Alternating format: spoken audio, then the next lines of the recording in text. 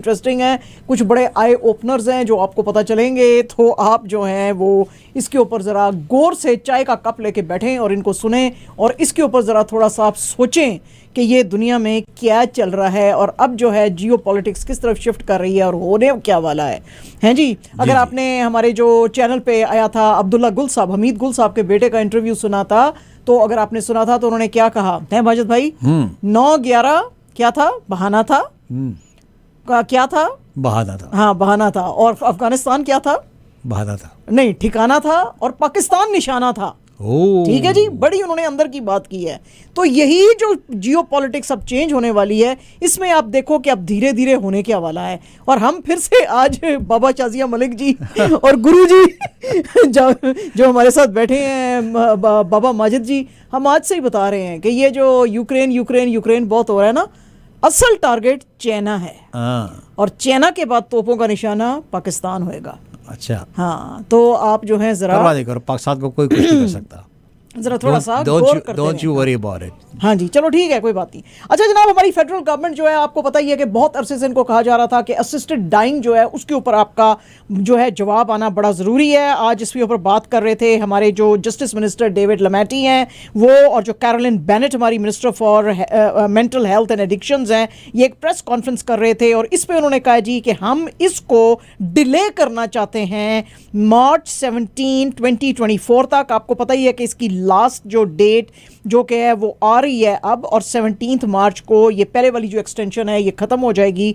तो ये सोचते हैं कि अब हमारे पास चूंकि 6 वीक्स रह गए हैं, तो इसके लिए हमको फ़ौरन इमीडिएटली लॉ लाने की ज़रूरत है कि इसको और एक्सटेंड किया जाए, इनअदर यानी डिले किया जाए, इसको डिले की एक्सटेंशन को बढ़ाया जाए 2024 तक। इसके ऊपर आपको पता ही है कि बहुत सारी अभी बातचीत होनी है। डेविड लमैटी और कैरोलिन बेनेट का कहना है कि अगर ये लॉ आता है हमको बहुत गौर से देखना पड़ेगा, क्योंकि हो सकता है कभी ये जो मेंटली अनफिट लोग हैं उनकी जो है ये राइट्स को वायलेट करे। तो इसलिए अभी चूंकि डिस्कशन की बहुत ज़रूरत है, तो इसलिए हम जो है हाउस ऑफ कॉमन्स में इस बिल का एक्सटेंशन या कि डिले जो है वो हम देख रहे हैं। तो अब देखें इसके ऊपर जो है बाकी जो मेंबर्स ऑफ पार्लियामेंट हैं वो क्या कहते हैं। ओंटारियो ने आज कहा जी कि जो कुछ ये डाटा दिया है हेल्थ केयर का फेडरल गवर्नमेंट ने, हम उनके साथ खड़े हुए हैं। जो ओंटारियो के प्रीमियर हैं डकफोर्ड साहब और जो हमारी हेल्थ मिनिस्टर हैं ओंटारियो की सिल्विया जोन्स साहिबा, उन्होंने कहा जी कि हम प्रोविंसेस और टेरिटरीज़ के साथ काम करते रहेंगे ताकि हेल्थ केयर डाटा सिस्टम जो है वो हमारा चलता रहे, क्योंकि इसमें हम परफॉर्मेंस जो है मेजर कर सकते हैं।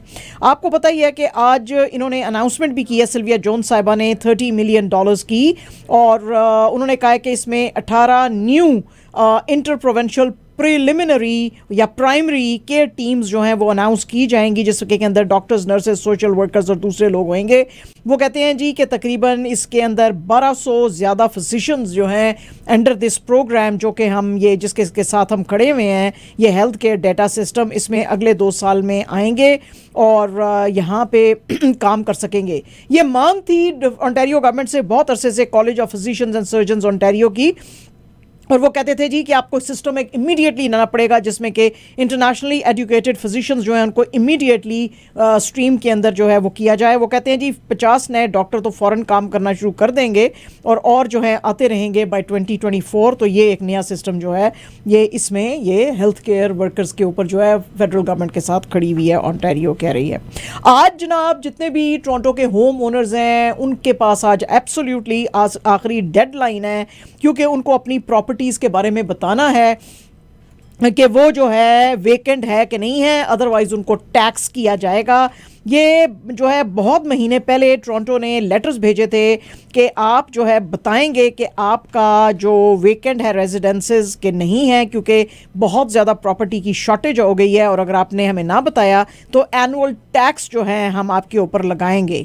ये टैक्स जो है ऑफ कोर्स ये उन लोगों के ऊपर अप्लाई नहीं करता जिनको के एग्जम्पशंस हैं, जैसे कि वो लोग जो कि घर पे नहीं पाए गए और जिनको के वो लेटर नहीं जिन्होंने रिसीव किए, जो कि फॉर एग्ज़ाम्पल मेडिकल रीजंस के लिए हॉस्पिटल्स में थे या बीमार हैं, या कि वो रेनोवेशंस अपने घर में करा रहे हैं। लेकिन बाकी सब लोगों को कहा गया है कि भाई फ़ौरन इन लेटर्स को रिसीव करें और बताएं कि आप की प्रॉपर्टी जो है वो वेकेंट है कि नहीं।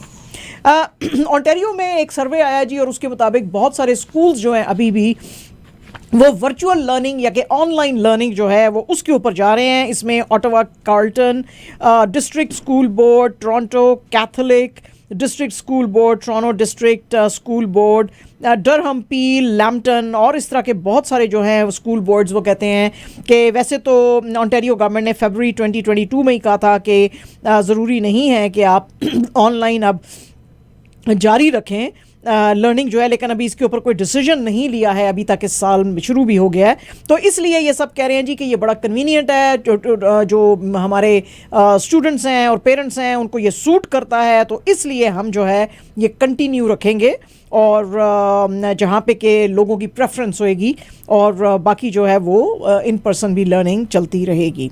टोरंटो पब्लिक हेल्थ जो है वो फिर से अब बता रहा है कि जी मंकी पॉक्स के केसेस जो हैं बेतहाशा बढ़ने शुरू हो गए हैं, क्योंकि 4 नए केसेस जो हैं पिछले 24 घंटे में आए हैं सामने। इससे पहले जो था ओंटारियो के जो chief medical officer of health doctor Kieran Moore थे, उन्होंने कहा था कि ये ट्रेंड अब नीचे की तरफ है, तो इसमें अब ज़्यादा शायद आपको इतना घबराने की ज़रूरत नहीं है। लेकिन टोरंटो हेल्थ पब्लिक हेल्थ ने कहा है कि इमीडिएटली वो लोग जो कि एट रिस्क हैं, इम्यूनो कॉम्प्रोमाइज्ड हैं, फ़ौरन जो हैं ये अपनी वैक्सीनेशंस करवाएं, क्योंकि केसेस जो हैं वो बहुत ज़्यादा बढ़ने शुरू हो गए हैं और वायरस जो है अभी भी कम्युनिटी के अंदर सर्कुलेट कर रहा है।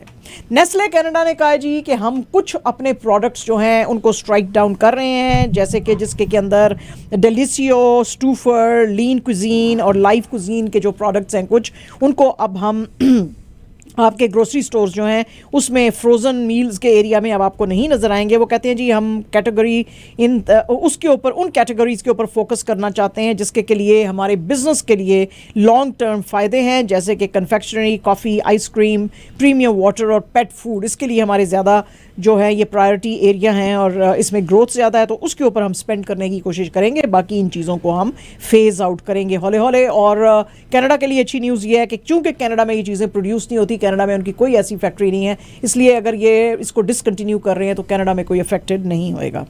चाइनीज़ गवर्नमेंट ने आज बड़े संगीन किस्म के एलिगेशंस जो हैं कनेडियन गवर्नमेंट के ऊपर लगाए हैं और उनके मुताबिक यहाँ पे एमपीज़ ने, कनेडियन एमपीज़ ने जो एक मोशन पास किया था जिसमें कि कहा गया था कि प्रोसिक्यूटेड जो वीगर मुसलमान हैं जो कि जिनको के वापस भेजा जाता है चाइना में, जो चाइना से भाग के आए थे और फिर उनके ऊपर बड़े जुल्म होते हैं, तो इन लोगों को हमको यहाँ पे बुलाने की ज़रूरत है। तो आज ये रेजोल्यूशन जो पास हुई है कनेडियन पार्लियामेंट में कि 10,000 इस तरह के वीगर मुस्लिम्स को कनाडा में बुलाया जाएगा, उसके ऊपर बात करते हुए आज चाइना की फॉरेन मिनिस्ट्री स्पोक्स वुमन माओ निंग ने कहा है कि ये बिल्कुल इंटरफेरेंस है कनाडा की और पॉलिटिकल मैनिपुलेशन है जो वीगर मुसलमानों के अंदर। ये जो हमारा जिंगजियांग का एरिया है यहाँ पे लोग बड़ी हार्मनी से रह रहे हैं और उनको कोई प्रॉब्लम नहीं है, उनके ऊपर कोई फोर्स जो है वो लेबर नहीं कराई जा रही या सेक्सुअल वायलेंस उनके साथ नहीं करा रही। ये सिर्फ कनाडा जो है ये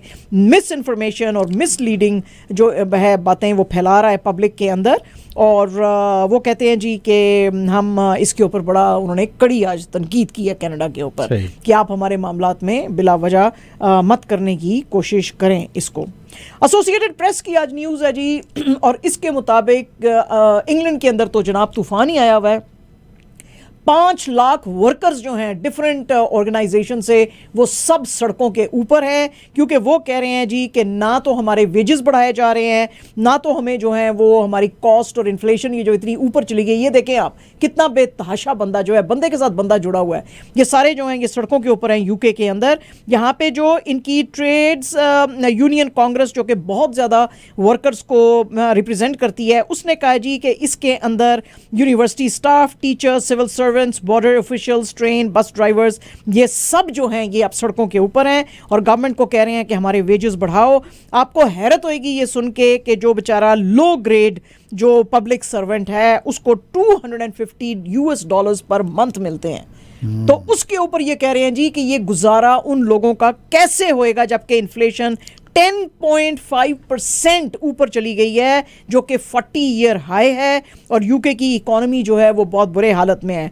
आपको अगर याद होगा कुछ अर्सा पहले अगर आपने ब्लूमबर्ग की या दूसरे जगहों पे न्यूज़ पढ़ी होगी तो आईएमएफ ने कहा था ये, बल्कि आईएमएफ की साइट पे ही आप ये पढ़ सकते हैं, वहाँ पे लिखा हुआ था कि यूके की गवर्नमेंट जो है या यूके जो है वो वाहिद मेजर इकोनॉमी होएगी जहाँ पे के जीडीपी ग्रोथ श्रिंक करेगी और जो है वहाँ पे हालात बहुत ज़्यादा ख़राब हैं और आने वाले दिनों में वो कह रहे हैं कि और भी लोग निकलेंगे। ये 2000 पूरे यूरोप का शायद जी, वैसे हाल है, फ्रांस का भी यही है कि वहाँ पर जो 2011 के बाद ये इंग्लैंड के अंदर सबसे बड़ी जो है वर्कर्स की वॉकआउट है। इससे पहले 2011 में 1 मिलियन बंदा जो था वो सड़कों पे आ गया था। तो जैसे वही आप बता रहे हैं कि इंग्लैंड की तो हम एग्जांपल कोट कर रहे हैं, लेकिन बाकी जगहों के भी स्ट्राइक्स जो हैं, फ्रांस में भी वो जो पेंशन का 62 से 64 इयर्स का कर रहे हैं, तो उसके लिए भी बेइंतहा लाखों की तादाद में लोग बाहर हैं। हाँ जी। लेकिन इधर तो तूफान ही आया हुआ है ना, क्योंकि यहाँ पे बहुत सारे डिफरेंट सेक्टर्स के लोग जो हैं वो बाहर आए हुए हैं, तो उसकी वजह से जो लाइफ है वो तकरीबन पैरालाइज्ड ही है वहाँ पे। बीबीसी की आज एक रिपोर्ट आई है जी, और बीबीसी की इस रिपोर्ट के मुताबिक ऑस्ट्रेलिया ने अब ये फैसला किया है कि जो $5 का नोट है जिसके ऊपर कभी मलका की तस्वीर होती थी, उसके ऊपर वो अब किंग चार्ल्स III की पिक्चर नहीं डालेंगे। वो कहते हैं जी कि अब यहाँ पे कोई यूके मोनार्क नहीं होएगा, क्योंकि हम चाहते हैं कि अपने कल्चर और हिस्ट्री को हाईलाइट कर सकें इस नोट के ऊपर, तो इसलिए इसके ऊपर इंडिजिनस कम्युनिटी की अब तस्वीर होएगी और दूसरी तरफ जो है वो ऑस्ट्रेलियन पार्लियामेंट होएगी दूसरी साइड पे नोट के। हाँ, तो वो ये बड़ा मेजर चेंज माना जा रहा है। वो कहते हैं नहीं, ये इसमें चेंज ना माने आप इसको, आप ये सोचें कि हम बाकी जगहों के ऊपर जो है वो यूके का मोनार्क है, लेकिन यहाँ पे हम जरा बैलेंस क्रिएट करने की कोशिश कर रहे हैं, अपने कल्चर को भी हाईलाइट करने की कोशिश कर रहे हैं। बहरहाल ये बड़ी मेजर चेंज जो है देखी जा रही है और लोगों की आज बड़ी आईब्राउज रेज की दुनिया में ये सोचते हुए कि क्या अब चेंज आ रहा है कि ये यूके की मोनार्की से दूर जाना चाहते हैं, क्योंकि आवाज़ें तो बड़े अरसे से यहाँ पे उठ रही हैं कि आप दूर जाएं। न्यूयॉर्क टाइम्स की एक रिपोर्ट है जी, और इसके मुताबिक जो रिपब्लिकन्स हैं उन्होंने कहा है कि ये जो मिनेसोटा की डेमोक्रेट हैं कांग्रेस वुमन इल्हाम उमर, इनको हटाया जाए, जो कि हटा भी दिया गया है। आज वोटिंग जो हो रही थी उसमें 218 ने इनके खिलाफ वोट दिए, 211 ने इनके हक में वोट दिए। यहाँ पे स्पीकर केविन मैककार्थी जो हैं उन्होंने सबसे पहले ये रेजोल्यूशन लाया था कि इल्हाम उमर को, जो कि सोमालिया में पैदा हुई थी और 2018 में इन्होंने बड़ी हिस्ट्री क्रिएट की थी, she became one of the first Muslim women to be elected to Congress. ये आपको पता ही है कि बहुत ज़्यादा ये जो पैलेस्टाइन के अंदर इजराइल का जुल्म होता है, या कश्मीर का भी मुद्दा था उसको भी इन्होंने उठाया था, तो मुसलमानों के मुद्दों को ये उठाती हैं। इनको इसीलिए बड़े थ्रेट्स दिए जाते हैं, जिसकी के ऊपर इनकी अपनी पार्टी ने, रिपब्लिकन पार्टी ने कहा था कि जी इनको डेमोक्रेटिक पार्टी ने कहा था कि इनको बड़े थ्रेट्स और इस्लामिक फोबिक जो कमेंट्स हैं उनका सामना करना पड़ता है। बहरहाल जी आज इनको हटाया गया, क्योंकि इन्होंने वैसे भी जो मैकार्थी साहब हैं उनको लायर और कावर्ड कहा था, क्योंकि उन्होंने कंडेम नहीं किया था एक जो कोलोराडो के एक्सट्रीमिस्ट थे उनके कमेंट्स को। इनके खिलाफ जाहिर है कि बहुत ज़्यादा अब वहाँ पे हीट आई हुई थी, क्योंकि आपको पता ही है कि इजराइल यूएसए का बड़ा क्लोज फ्रेंड है। सीपीसी की जो चेयर हैं प्रेमिला जयपाल, उन्होंने कहा कि किसी मेंबर ऑफ पार्लियामेंट को, कांग्रेस को आप इसलिए नहीं हटा सकते कि वो आपके आइडियाज़ के साथ जो है वो एग्री नहीं करता। अमेरिका की डेमोक्रेसी के लिए ये बहुत ही डेंजरस ट्रेंड है, ऐसा आपको नहीं करना चाहिए। बहरहाल जी रेजोल्यूशन जो इनके खिलाफ आई थी उसके ऊपर जो है बात करते हुए डिफरेंट ये जो रिपब्लिकन्स थे उन्होंने कहा कि ये क्लियरली इनकी ऑब्जेक्टिव डिसीजन मेकिंग जो है वो साइट नहीं है, ये हेटफुल स्पीचेस देती हैं और as a result foreign affairs की कमेटी के जो जहाँ से कि इनको रिमूव किया गया वहाँ पे ये डिज़र्व नहीं करती हैं वहाँ पे रहना। फॉरेन अफेयर्स की कमेटी के ऊपर एक बहुत ही अनबायस्ड आदमी चाहिए। तो पायन अगर आप मुसलमानों के किस्से पे बात नहीं करेंगे और कोई करेगा तो फिर आप उसको बायस्ड कहेंगे, हैं जी। आप जो कुछ लोगों के हक में बात करते हैं, रशिया के आप खिलाफ बोलते हैं, तो फिर आप बायस्ड नहीं है। तो बहरहाल जी रशिया और चाइना के खिलाफ आप बात कर सकते हैं, दैट इज़ नॉट बायस। ठीक है जी। तो बहरहाल जी इनको अब फॉरेन अफेयर्स कमेटी जो है उससे हटाया गया है इल्हाम उमर साहब को। US secretary of state Anthony Blinken साहब हम आपको बता ही रहे हैं कि मिडल ईस्ट के दौरे पे हैं। उनकी मुलाकातें जो है बेंजामिन नेतन्याहू से हुई थी कुछ दिन पहले, और आज उनकी मुलाकात जो है पैलेस्टीनियन अथॉरिटी के प्रेसिडेंट महमूद अब्बास साहब से हुई है, जहाँ पे कि उन्होंने इनको बड़ा प्रेशराइज किया है कि ये जो जनीन और नेब्लुस का जो एरिया है ऑक्यूपाइड वेस्ट बैंक में, उसके ऊपर कब्जा आपको लेने के लिए ये जितने भी पैलेस्टीनियन ग्रुप्स जो कि बड़ी वायलेंस क्रिएट कर रहे हैं according to secretary of state साहब, तो यहाँ पे उनको आपको ख़त्म करना पड़ेगा। जबकि मीडिया की रिपोर्ट्स थी जो कि हमको लास्ट वीक से ही आपने देखी होंगी कि इजराइल रेड कर रहा है। लास्ट ईयर से लेके अब तक एक मोहतात अंदाजे के मुताबिक 200 पैलेस्टीनियंस को मार चुके हैं ये अपने एयर रेड्स में इजराइली जो हैं।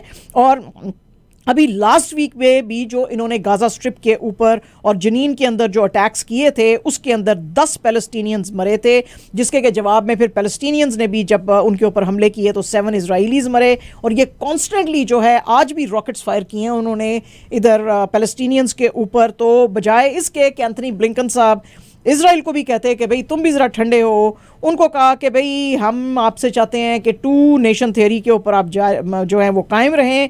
और इनको बहरहाल इन्होंने आज प्रेशराइज किया महमूद अब्बास साहब को, पीए के जो प्रेसिडेंट हैं यानी पैलेस्टीनियन अथॉरिटी के, भाई आप जो हैं ये जो फाइटिंग ग्रुप्स हैं इनको ज़रा क्लैंप करें और इनको आप रमल्ला के एरिया में जब मुलाकात हुई इनकी तो उन्होंने कहा कि जी उनको आप मना करें कि वो इजराइलियों के ऊपर हमले ना करें।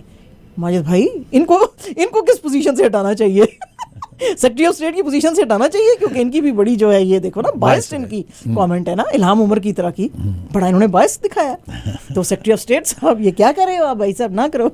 अच्छा जनाब, इंडियन ऑपोजिशन जो लॉ मेकर्स हैं आज बड़ा तूफान उठा पार्लियामेंट के अंदर इंडिया में, क्योंकि ऑपोजिशन लीडर्स ने कहा कि जनाब अदानी साहब को जो कि बड़े क्लोज फ्रेंड माने जाते हैं लेडली मोदी जी के, उनको हटाया जाए, क्योंकि अब आज एज वी स्पीक आज तक पहुंचते पहुंचते इनके जो मार्केट लॉसेस हैं अदानी साहब के $100 बिलियन को अब टच कर रहे हैं within very short time, just in a week. Monday को हमने ये खबर सुनाई थी और मंडे से लेके आज तक यानी इन 4 डेज में ये $100 बिलियन जो हैं ये लूज कर चुके हैं। इसकी वजह से जो इंडियन इकोनॉमी है उसके ऊपर भी बेतहाशा बुरा असर जाहिर है पड़ेगा, क्योंकि बेशुमार इनके शेयर होल्डर्स थे। आपको पता ही हमने कल बताया था कि कल अपने डेट लेवल्स को ख़त्म करने के लिए इन्होंने 2.5 बिलियन स्टॉक ऑफरिंग्स ऑफर की थी ताकि लोगों के डेट्स जो हैं वो पे किए जा सकें और जो लोगों का जो स्टेक होल्डर्स का जो कॉन्फिडेंस है वो रिस्टोर किया जा सके, लेकिन वो नहीं हो सका।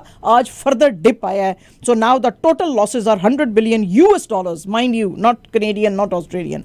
कांग्रेस के एक बात बता दूं आपको कि जब ये बिलियंस ऑफ डॉलर जैसे ये है, टेस्ला है एंड एप्पल है, when they go down $100 billion within no time they can gain that money too.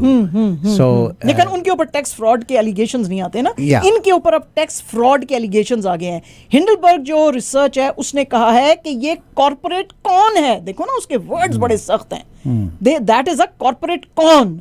तो अब उसके ऊपर आज कांग्रेस के मलिक अर्जुन खरगे जो हैं उन्होंने अदानी साहब के बारे में कहा है कि एक जॉइंट पार्लियामेंट्री कमेटी बनाने की जरूरत है, या सुप्रीम कोर्ट की निगरानी में एक पार्लियामेंट्री कमेटी बनाने की जरूरत है, जिसमें कि प्रोब किया जाए कि ये सारे जो इनके ऊपर जो एलिगेशंस आए हैं उसको मॉनिटर किया जा सके और उसके ऊपर इन्वेस्टिगेशन बैठाई जा सके। मगर again so many times West don't like when person like us going big and big and big and big, so they don't like us.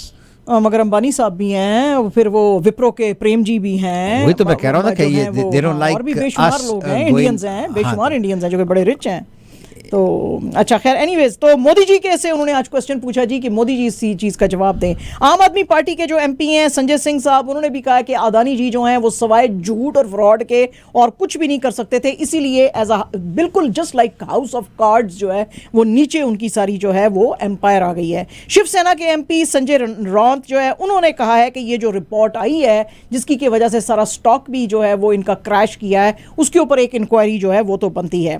Congress के एमपी मनोज तिवारी साहब ने कहा है कि बिल्कुल इसके ऊपर जो है प्रोब बिठानी बनती है। तो आज काफ़ी गहमा गहमी और काफ़ी शोर हंगामा रहा इंडियन पार्लियामेंट के अंदर। आपको पता ही है, हमने अभी आपको भी बताया और लास्ट वीक भी बताया, अभी वीक के शुरू में भी बताया था कि हिंडनबर्ग रिसर्च जो कि न्यूयॉर्क बेस्ड एक कंपनी है जो कि देखती है कि किसने जो है वो टैक्स फ्रॉड किया और स्टॉक्स में मैनिपुलेशंस की, उसने कहा था कि अदानी साहब की बहुत ब्रेजन स्टॉक मैनिपुलेशन है, फ्रॉड है और जो है ये हिस्ट्री का सबसे बड़ा कॉर्पोरेट कॉन जो है इनका उसको टाइटल दिया था। तो उसके ऊपर जो है आज काफ़ी हिंदुस्तान में शोर मचा।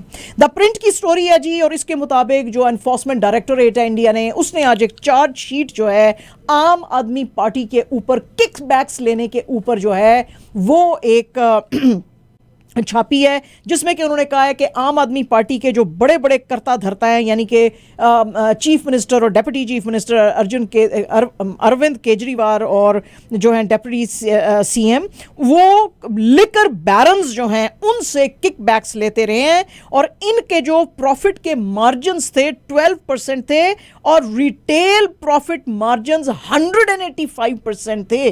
तो इनके ऊपर एक जो है वो इंक्वायरी बिठाने की जरूरत है। आम आदमी पार्टी के मीडिया कम्युनिकेशंस इंचार्ज विजय नायर के बारे में उन्होंने एलिगेशंस लगाए हैं कि 100 करोड़ रुपए इन्होंने एक साउथ के ग्रुप से किकबैक्स में लिए थे, जिसको कि मैनेज किया गया था हवाला से, और फिर जो आम आदमी पार्टी की जो गोवा के अंदर कैंपेन थी उसके अंदर इसको पैसे को यूज किया गया था। इसमें उन्होंने कहा जी हैदराबाद बेस्ड बिजनेसमैन अभिषेक बोयनपल्ली जो हैं उन्होंने बड़ा मेन रोल प्ले किया और ये सारे पैसे जो हैं ये एक और बिजनेसमैन दिनेश अरोरा को इन्होंने दिए और उसने जो है फिर ये फंड सारे हवाला ऑपरेटर्स को दिल्ली में दिए और फिर इन तक वो पहुंचे अरविंद केजरीवाल और इनके डेप्यूटी के पास और फिर इन्होंने जो है ये सारा पैसा अपने लिए यूज किया। इन्होंने एक पॉलिसी बनाई थी, लिकर पॉलिसी, जो जिसमें कि डिलिबरेटली जो लूप होल्स थे उसको उन्होंने लॉ में ढूंढा ताकि इस इलीगल और क्रिमिनल एक्टिविटी को फैसिलिटेट किया जा सके।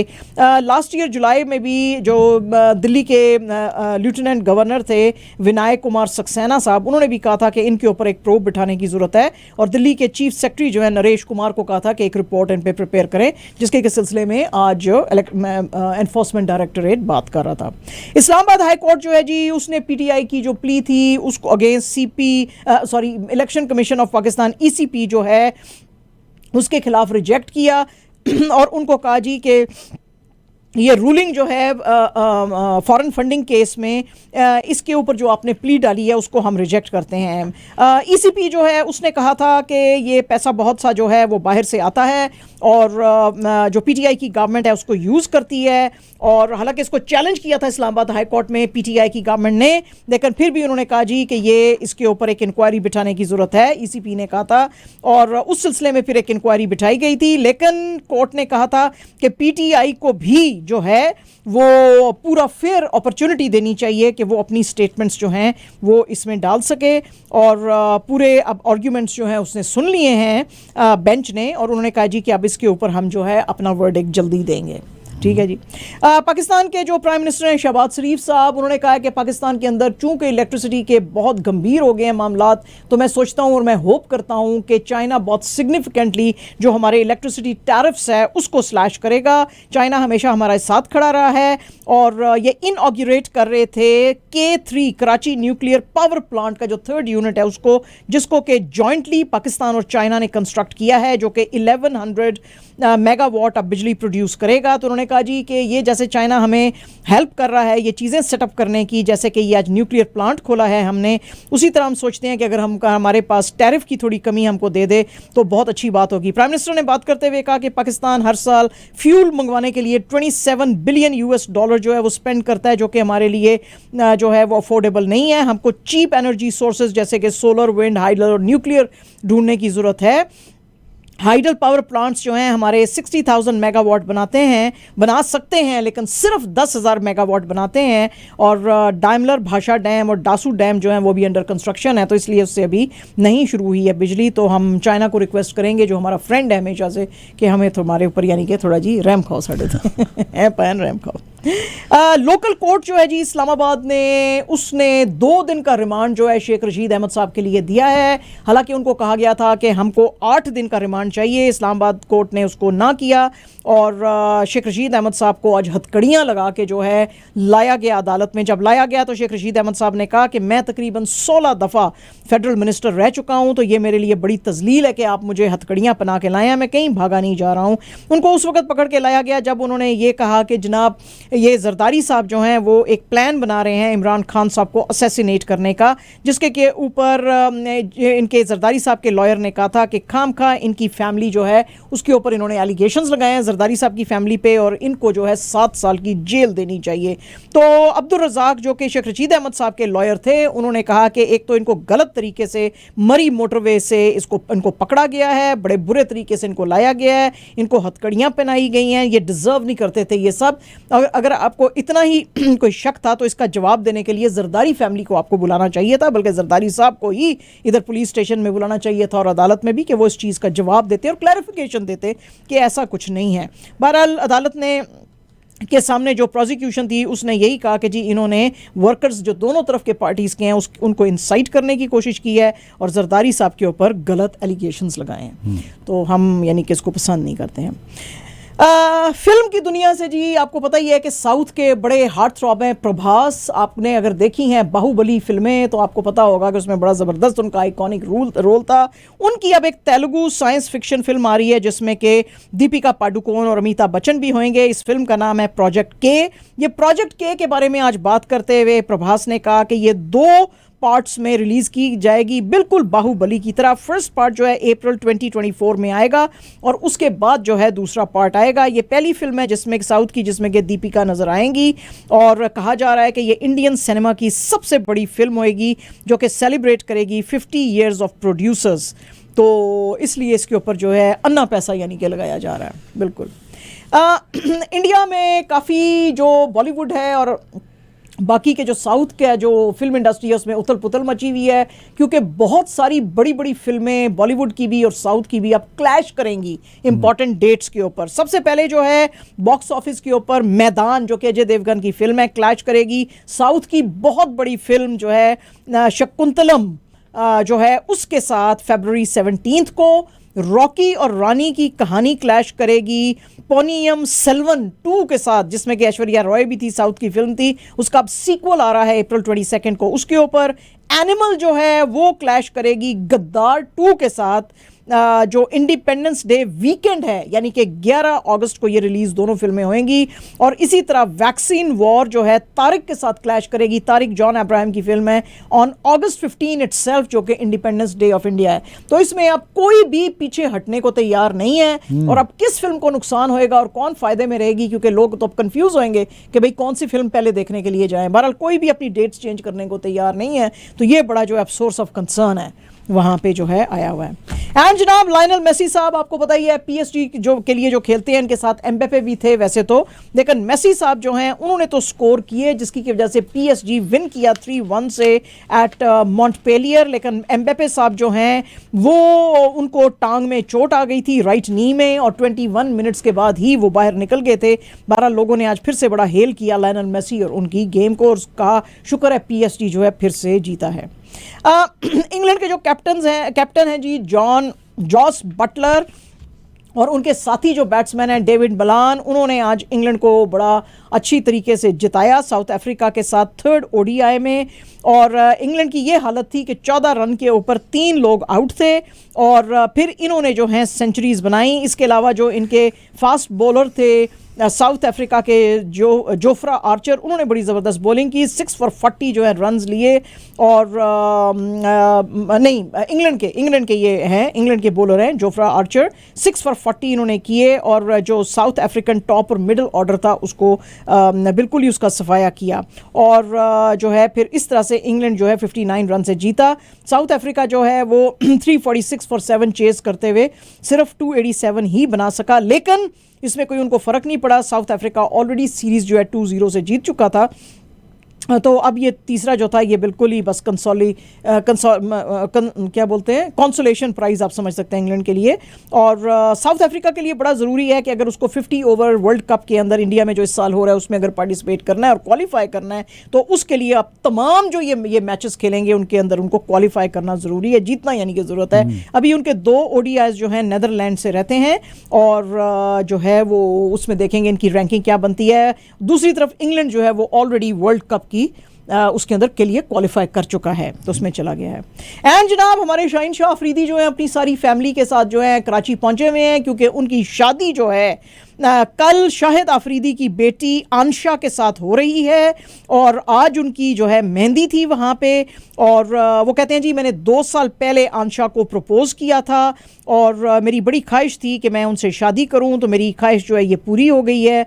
और एक इनका जो वेडिंग इनविटेशन था वो बड़ा वायरल हो रहा है सोशल मीडिया पे, लेकिन अभी तक दोनों फैमिलीज़ की तरफ से किसी ने कहा नहीं है कि क्या यही है वो शादी का कार्ड या नहीं। कोई इस पर क्लैरिफिकेशंस नहीं आई बहरहाल कि वो रियल है कि फेक है। बहरहाल वो बड़ा फैल रहा है।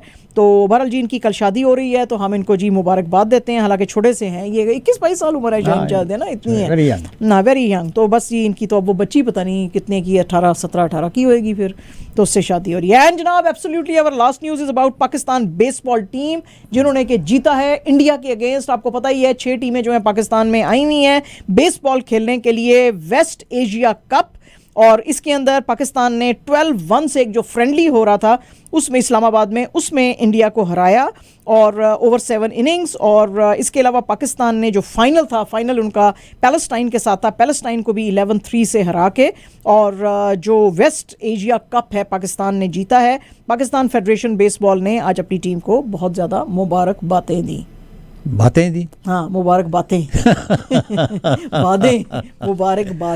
मुबारकबादें। यस, अभी सीख रही हैं उर्दू आहिस्ता आहिस्ता, आ जाएगी इनको थोड़े दिनों के बाद। मुबारकबादें दी ना बहुत सारी। हाँ जी, मुबारकबाद तो एक होती है ना, एक मुबारकबाद दी, तो बहुत सारी मुबारकबादें दी। बातें दी, बातें नहीं दी। ओ जी देखो गला में जो गलत निकल जाती है ना। हो गया जी, चलो ठीक हो गया जी। ये थी हमारी आज की खबरें।